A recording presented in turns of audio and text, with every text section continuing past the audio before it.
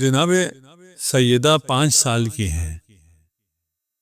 خانہ کعبہ میں آپ رسول خدا کے ساتھ عبادت میں مصروف ہیں۔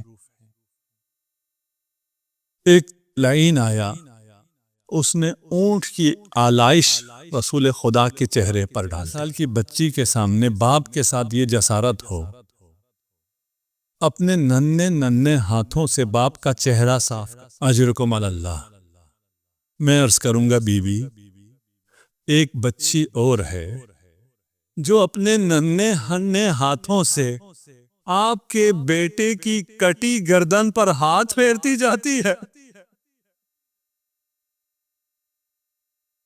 اور رو رو کر کہتی ہے من الذی قطع وریدک، بابا آپ کی گردن کی رگوں کو کس نے کاٹ ڈالا؟ رسول خدا کو جلال آیا اور سیدھا ابو طالب کے پاس آئے اور فرمایا عمی من انا انسبنی، چچا بتائیے میں کون ہوں، میری آپ سے نسبت کیا ہے؟ فرمایا کیا ہوا؟ واقعہ بیان کیا۔ حضرت ابو طالب نے شمشیر نکالی، 40 بنی ہاشم کے جوانوں کو لیا اور وہاں جا کر ان تمام 70 کے 70 جو قریش کے سردار بیٹھے تھے ان کے چہروں پر آلائش کو مل دیا۔ یہ واقعہ بی بی دیکھ رہی ہیں کہ ابو طالب نے کس طرح اس واقعے کو برداشت نہیں کیا۔ ایک اور واقعہ ہوتا ہے، اب یہ بچی 5 سال کی نہیں 18 سال کی ہے اور گھر آ کر کہتی ہے یا ابن ابی طالب، ابو طالب کے فرزند، میرے بابا کے تو چہرے پر آلائش لگی تھی، ظالم نے میرے چہرے پر تماچے مارے۔ ابو طالب کا بیٹا کہہ کے پکارا، لیکن مولا کیا کریں، آپ کے بابا نے ہی صبر کی تلقین کی ہے، میں تلوار نہیں اٹھا سکتا۔ فرمایا یا علی پھر ان لوگوں کو میرے جنازے پر نہ آنے دینا۔ کتنا مشکل ہے امیر المومنین کے لیے، کتنا مشکل ہے حسنین کے لیے، اپنی نگاہوں کے سامنے اپنی ماما کو مرتے دیکھ رہے ہیں۔ امام جعفر صادق فرماتے ہیں سارت کل خیال، اتنے ستم ہوئے بی بی پر کہ ایک شبح رہ گئی۔ بچوں کے لیے کتنا سخت تھا، دوڑ دوڑ کر قبر نانا پر جاتے تھے اور دعا کرتے تھے خدایا تجھے واسطہ ہے قبر رسول کا، ہماری ماں کو شفا عنایت کر،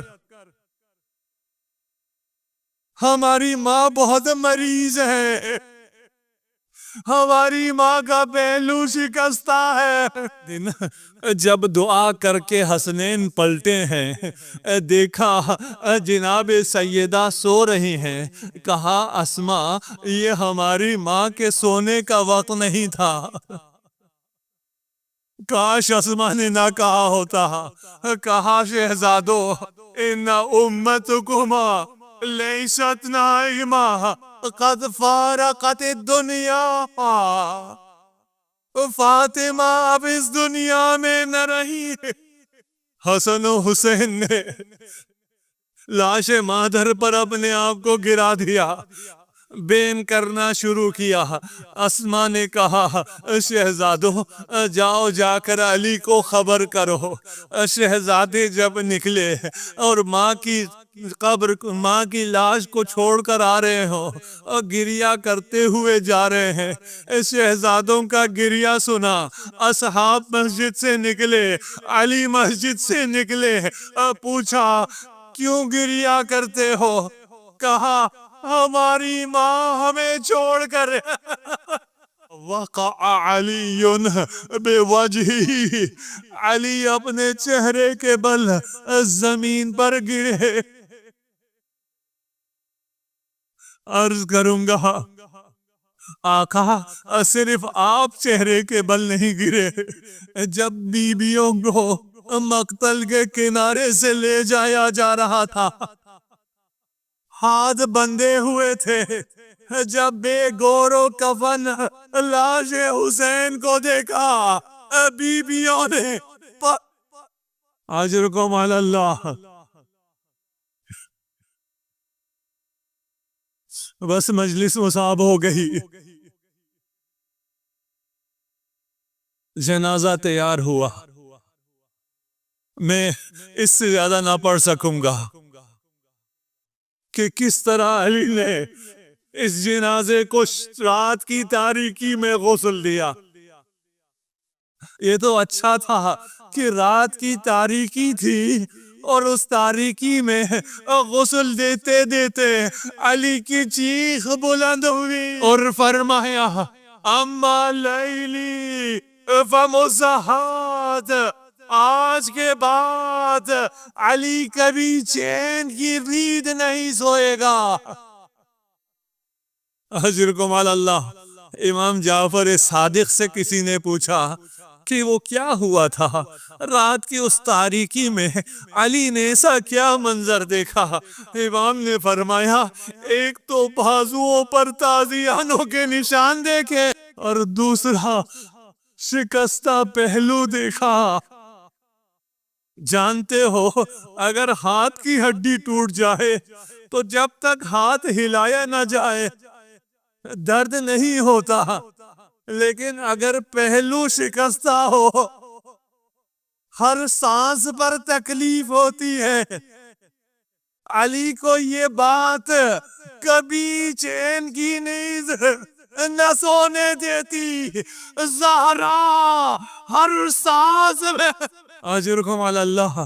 جنازہ تیار ہوا، علی نے فرمایا ہلمو الی امکم، آؤ اپنی ماں سے ودا کر لو. بچے آئے، امام حسن آئے، زینب و ام کلثوم آئے، لیکن حسین کھڑے رہے. جب تک ماں نہ بلائے میں نہیں آؤں گا.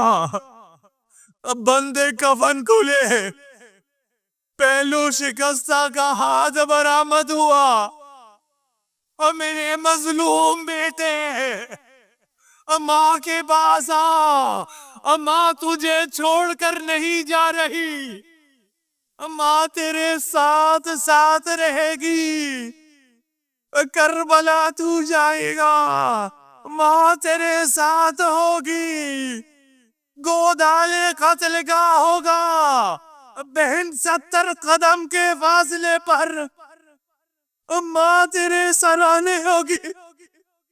آسمان اس زمین میں کوہرام بپا ہو گیا. جبرائیل نازل ہوئے، یا علی حسین کو سینہ مادر سے جدا کرو. علی نے بہت پیار سے حسین کو سینہ مادر سے جدا کیا، لیکن اسی حسین کا سینہ ہے، سینے پر سونے والی سکینہ ہے. سکینہ کو جدا کرنے علی نہ آئے، شمر آیا، تازیانے مارے،